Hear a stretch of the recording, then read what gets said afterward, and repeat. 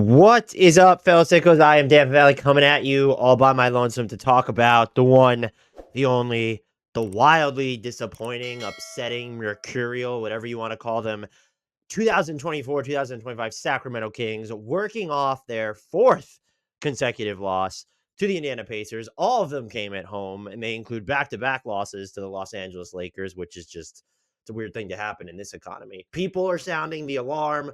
The alarm was being sounded even beforehand. There was the report from Tony Jones of The Athletic and Sam Amick as well that teams are going to be watching De'Aaron Fox.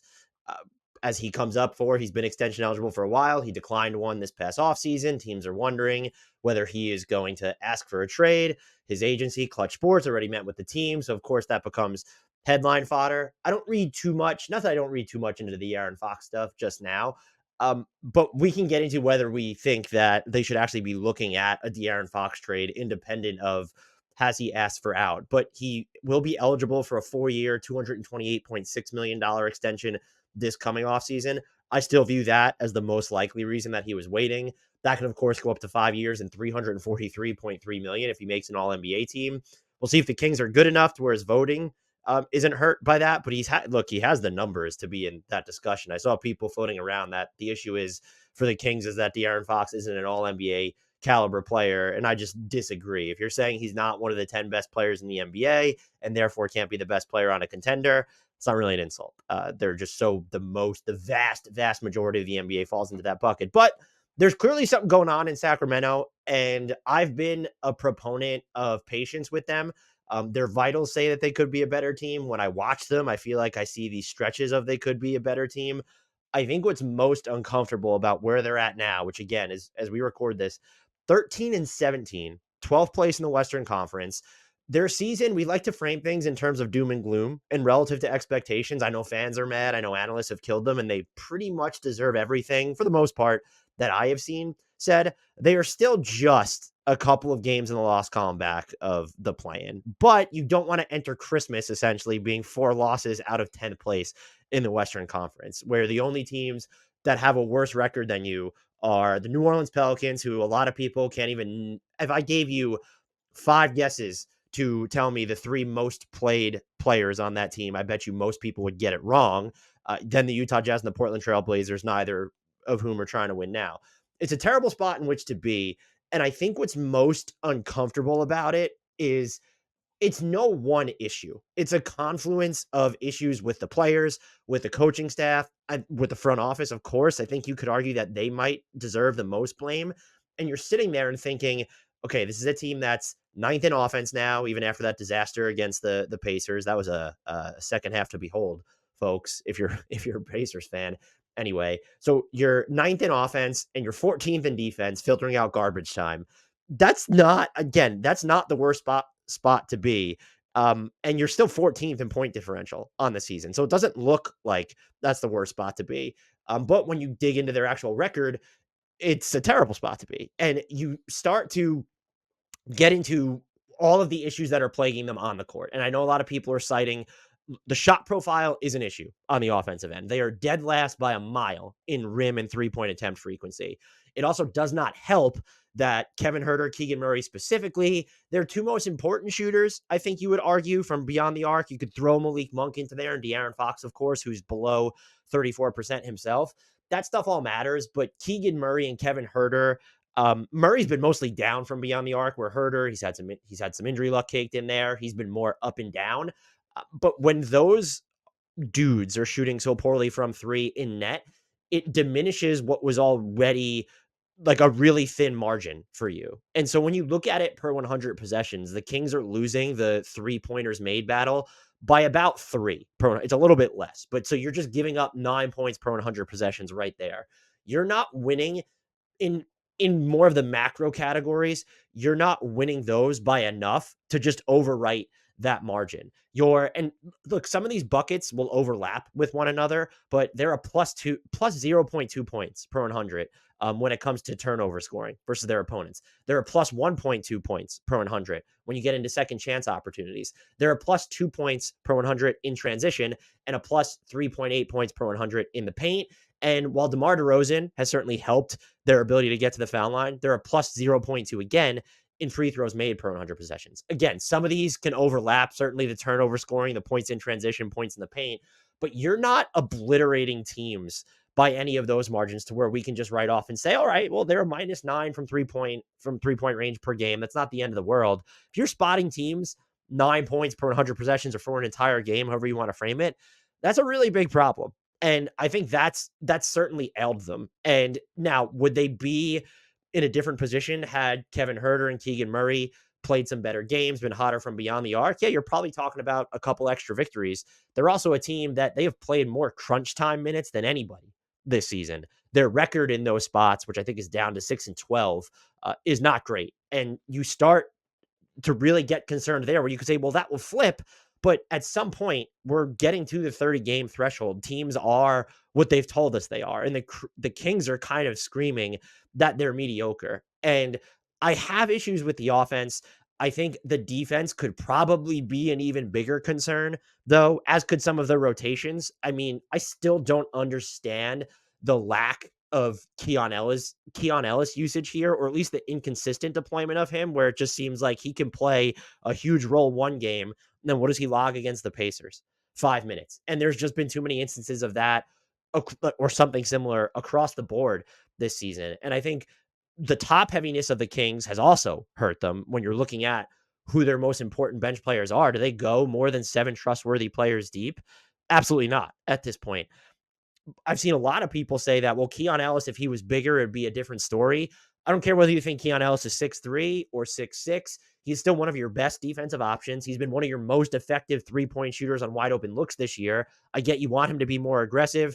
He looked more aggressive in I think it was that second Lakers game. Seems like he was comfortable getting him up. I get it's frustrating there, but he also brings something to the table that you're not getting from, well, I mean, let's use Kevin Huerter. It's the low-hanging fruit, but let's use Kevin Huerter as an example. Who has been the worst shooter this year? But just by percentage, Kevin Huerter. Who's the worst defender? Kevin Huerter. And so that shouldn't even be a debate in my mind. But let's give credence to this idea that maybe Keon Ellis isn't big enough. This roster construction isn't new to the front office. You looked at your needs. I know what DeRozan brings to you over the offseason. I thought we were pretty much neutral, saw the risks, saw the rewards of bringing DeMar DeRozan in as that other shot creator. But to look at this roster and say, like, we don't really need any other wings then, if you think that Keon Ellis can't qualify as a wing defender or someone who's going to log a bunch of minutes for you consistently, that's on the front office for then doing what this past offseason. Even use the Devin Carter draft pick that no one expected them to have because they didn't think that the Kings were going to be a lottery team last year. He's injured, had the shoulder issues. He might debut soon. I will always be skeptical of how rookies fare on really good teams and how much they lean on. There's for every Jared McCain, there's just instances of, and that's it. Do you even qualify the Sixers as a good team before the Jared McCain injury? I have zero idea. But it's just like Minnesota Timberwolves fans counting on Rob Dillingham to just be the answer as that secondary playmaker, creator, secondary guard right off the bat in his career. And the Timberwolves has not really used him as such, but it's been tough sledding when he does. I can't look at Devin Carter and say, all right, reinforcements are on the way when he plays. But even more so than that, if you thought your biggest need was on the wings, you then drafted another 6'3" guard. And so what is the vision there? And you got to a point very early on in the season where you felt it necessary to hit the Jay Crowder free agency button. And that's very uninspiring. And I think this can also stem back to, okay, you had that just majestic 2022-2023 campaign. The Kings are back. They pushed the reigning champs to 7 games in what was one of the most entertaining first round series in recent memory. And then you don't really do anything major over the offseason. You futz and fiddle, get rid of Rashawn Holmes. You have bring in Sasha Vezenkov. That backfires. But to see that your team wasn't as lights out offensively, I'm looking at last year. And then to go through that season and do absolutely nothing there, to wait until the offseason to make moves that I think addressed one of your concerns while creating a bunch of other concerns or exacerbating some of the concerns that you already have.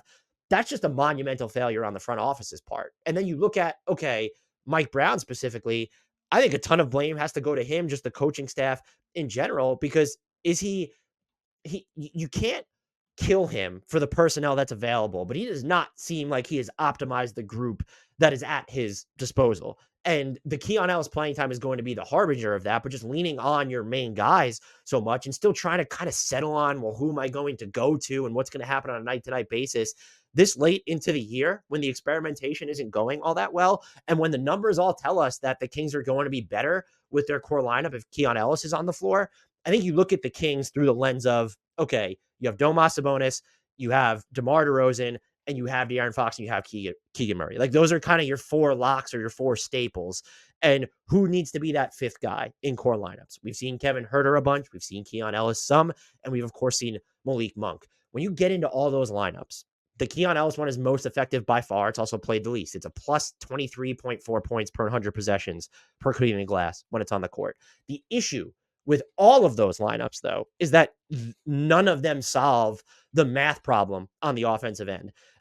They're all in, basically, they're all below average when it comes to rim frequency. And then they're all like in the 20th percentile or lower when it comes to 3-point frequency. And only one of those three lineups, I believe it's the one with Kevin Huerter, is even close to league average when it comes to rim frequency specifically. Otherwise, we're looking at the 20th percentile or lower in that category as well. And so think about that when you're viewing the Kings through to simplify it even further. Their three most important lineups where none of them are like giving you enough offensive firepower from the shots that matter most. And even though the Kings hit their mid-rangers at a good rate relative to the league average, we all know how that math problem can come out to bite you, especially if you're not dominating in other areas, which the Kings really aren't right now.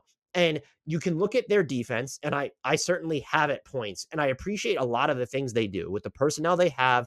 I do think they do an excellent job of getting back after they miss jump shots.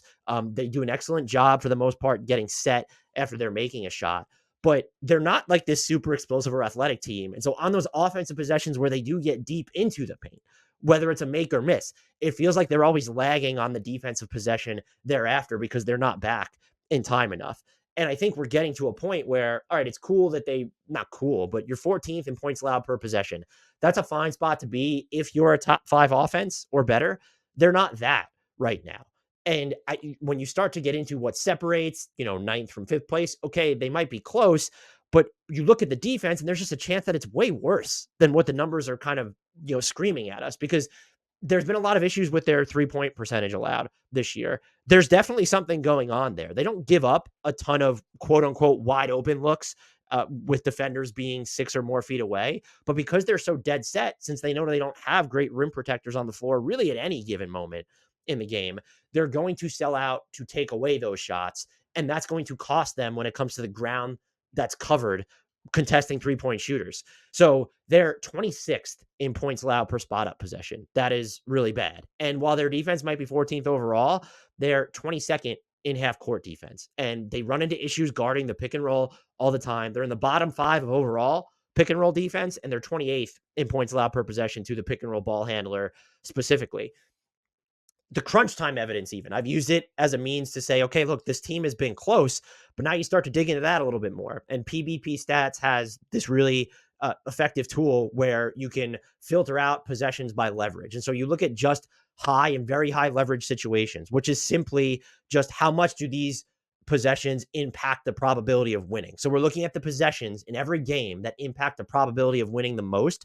The Kings are 23rd in points allowed per possession in those situations. So the defense isn't holding up, which I think a lot of the time, well, you kind of look at their core lineups and they're not on paper. Even if you have Keon Ellis and Keegan Murray on the floor, depending on what version of De'Aaron Fox you're getting any given night, are you really like supposed to be an elite defensive unit? Still, those are going to be concerns. And you knew that these were going to be concerns and you did nothing to address them. And you could go to other solutions. I don't know what the most nuclear option, not the most nuclear, maybe the most nuclear without making a roster change would be, can we bring DeMar DeRozan off the bench and see what this team looks like in that vein?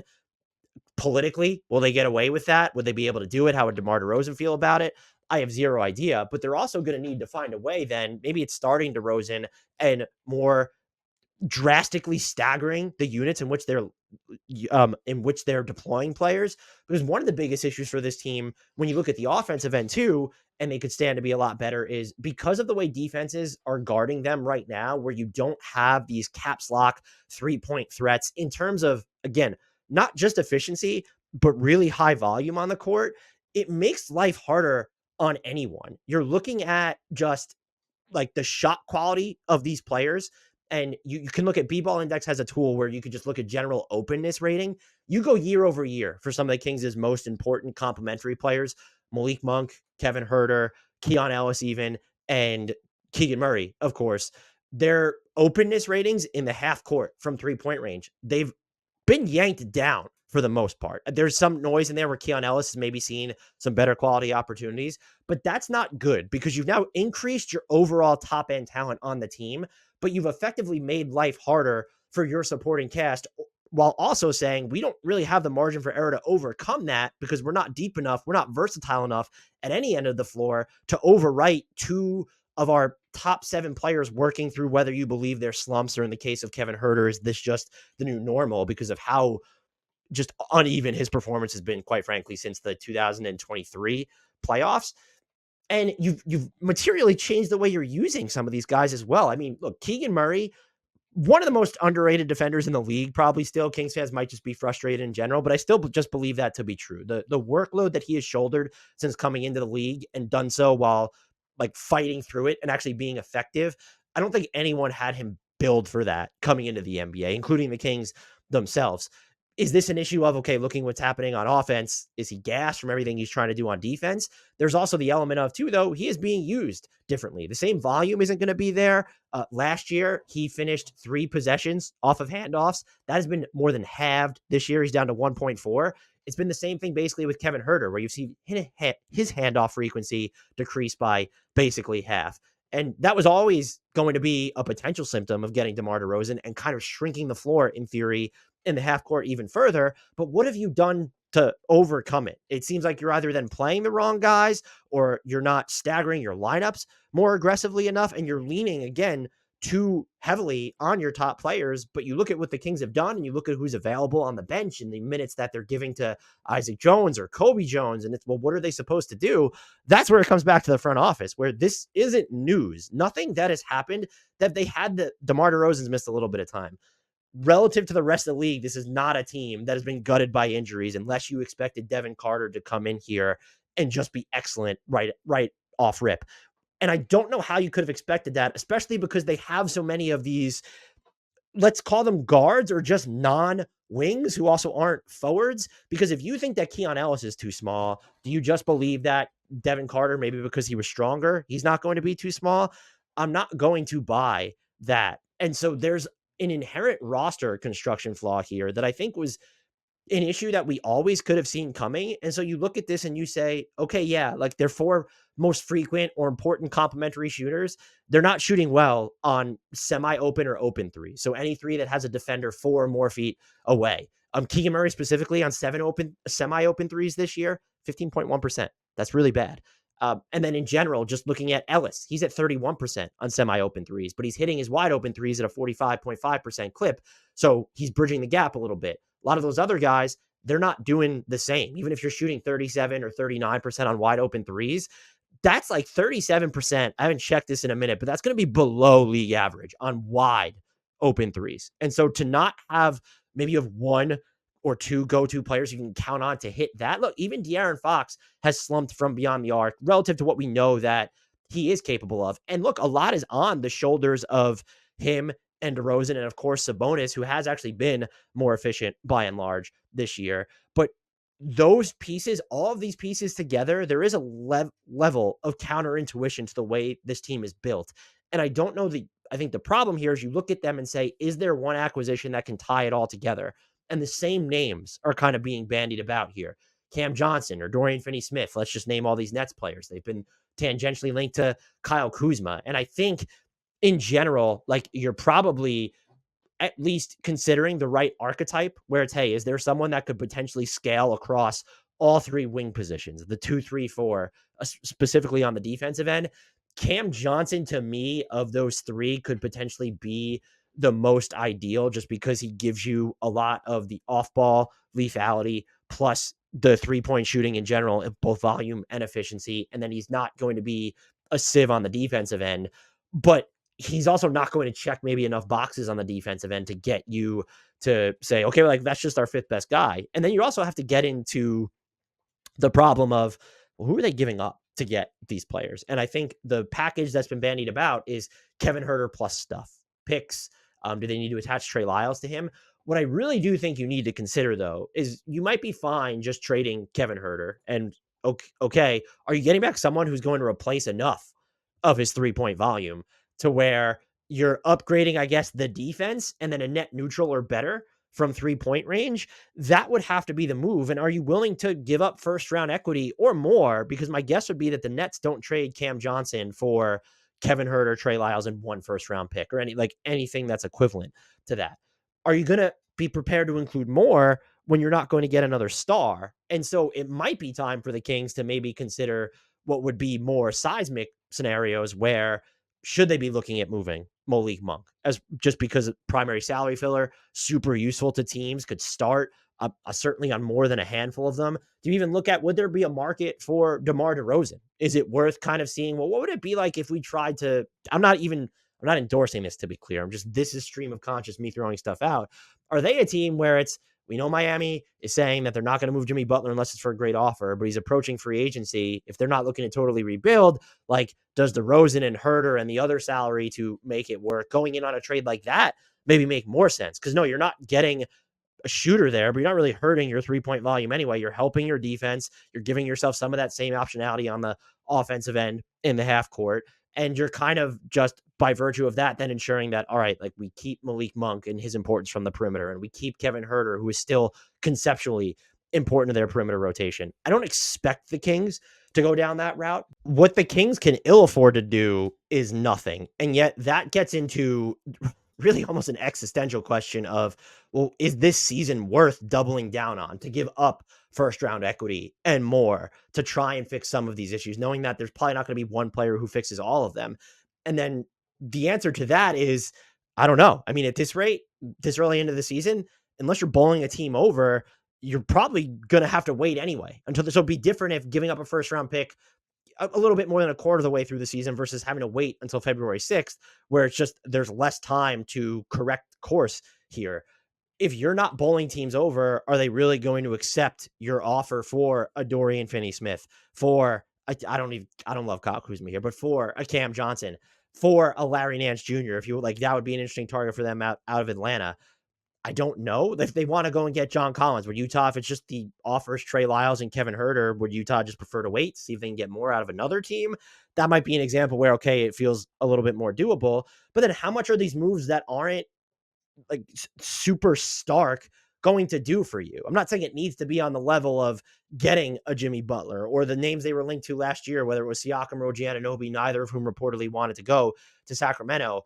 I don't know that they need to be that good, but if you're not going to go and take a bigger swing, you need to take a series of mid-end swings. And so if you leave the trade deadline with Larry Nance Jr. and Dorian Finney-Smith, let's just say, as just one hypothetical, that's probably okay. You've now deepened your rotation. You've checked some boxes. Who's going out in that, though? How much better are you if you do go from Kevin Huerter to Dorian Finney-Smith? Are you better at all? And that's why a lot of these questions probably should have been more addressed over the offseason, because yes, you have now more information on what your biggest weaknesses are, but you're kind of in this weird spot where it's, all right, it doesn't make a ton of sense for us to go all in because we've been worse than we expected. And yet we can't do nothing because then we're just consigned to what? Making this not another, since you didn't consider last year a gap year, but does this then just become a gap year?